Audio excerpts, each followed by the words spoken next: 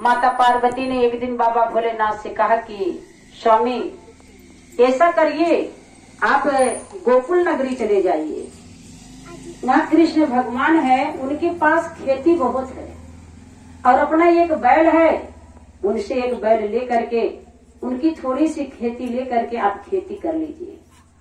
और हाँ, अगर फसल आप बोते हैं तो उनसे कह देना कि हमारी पत्नी ने कहा है कि ऊपर की जो खेती होगी हम लेंगे और जो जड़ होगा नीचे का वो आप लेंगे।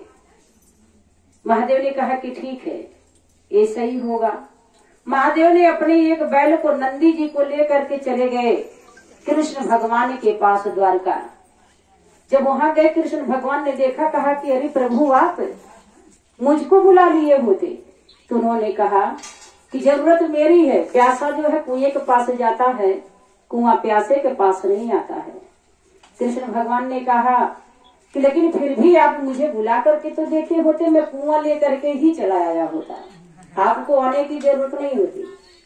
कहा कि नहीं, मेरी जरूरत थी इसलिए मैं आया हूँ। मेरे पास एक बैल है और तुम्हारे पास एक बैल है, वो बैल मुझे दे दीजिए और कुछ मुझे खेती दे दीजिए। करने के लिए पार्वती का कहना है कि बीज ऐसा बोना, ऊपरी वाला बीज आप ले लेना और निचली वाला बीज उनको दे देना। तो कृष्ण भगवान ने कहा कि ठीक है, कोई बात नहीं है, आप जो है खेती जितना चाहो ले लो और बैल भी ले लीजिए। तो उन्होंने कहा कि क्या बोए इस समय, जो ऊपरी भाग हमको मिल जाए और निचली वाला भाग आपको मिल जाए। तो कृष्ण भगवान ने कहा कि ऐसा करिए, आप इस समय आलू बो दीजिए, आलू। महादेव ने कहा ठीक है। अब उन्होंने क्या किया, आलू बो दिया। अब आलू जब तैयार हो गया तो उन्होंने कृष्ण भगवान को निचली वाला हिस्सा दे दिया जो मिट्टी में था, और जो ऊपर का हिस्सा था वो बैलगाड़ी पे लाद करके वो लेकर के चल दिए कैलाश पर्वत। माता पार्वती ने जब देखा कि महादेव आलू का गवा लेकर के आए, उन्होंने कहा करे महादेव ये क्या होगा, आपने नीचे का भाग कहाँ धरा, नीचे का हिस्सा कहाँ रखा। उन्होंने कहा कि पार्वती देवी आप ही ने तो कहा था ऊपर का जो हिस्सा होगा वो आप ले लेना और जो नीचे का होगा वो कृष्ण भगवान को दे देना। हमने उनको दे दिया। पार्वती ने कहा ठीक है, देखना कृष्ण भगवान से होशियार रहना, क्योंकि वो बहुत चालाक है, चतुर बहुत है। वो घर घर का माखन चुरा कर खा ले जाते हैं, वो तो आपको भी बहका देंगे। और भोले बाबा हमारे बहुत भोले भाले हैं।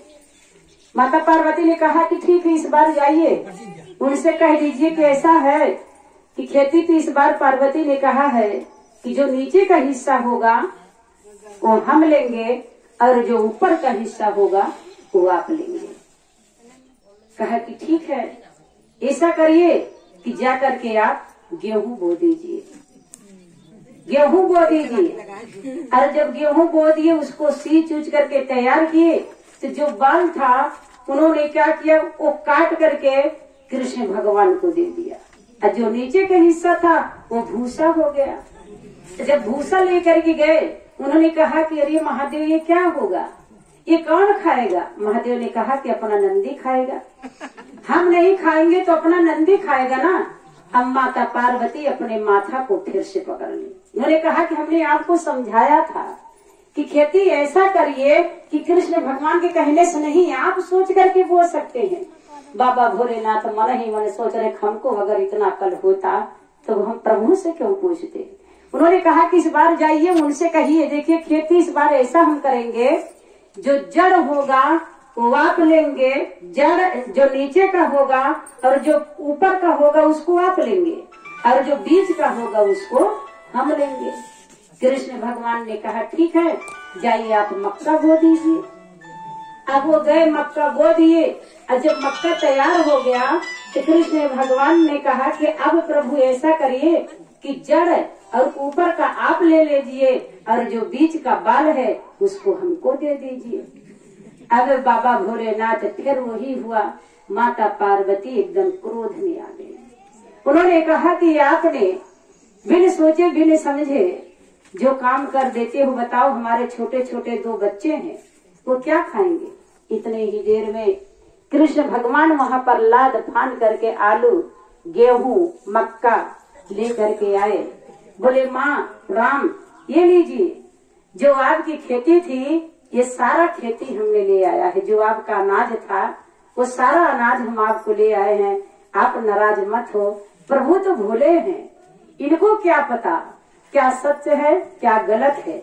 इनको जैसे जो घुमा देता है ये उसी तरीके से घूम जाते हैं। अगर इनको घुमाने का और इनको बहकाने का हो तो कोई इनसे वरदान तो मांग कर देखे। ये भस्मासुर को वरदान दे दिए थे, आपको पता है कि नहीं? भस्मासुर को वरदान दिए थे कि चलो ठीक है हम तुमको भस्म कड़ा दे देते हैं, और उन्होंने भस्म कड़ा ऐसा दिया कि भस्मासुर इतना चला उन्हीं के ऊपर वो भस्म कड़ा जमाने लगा। तो आप सोचिए अगर ये इतने चालाक होते तो भस्म कड़ा को भस्म देते।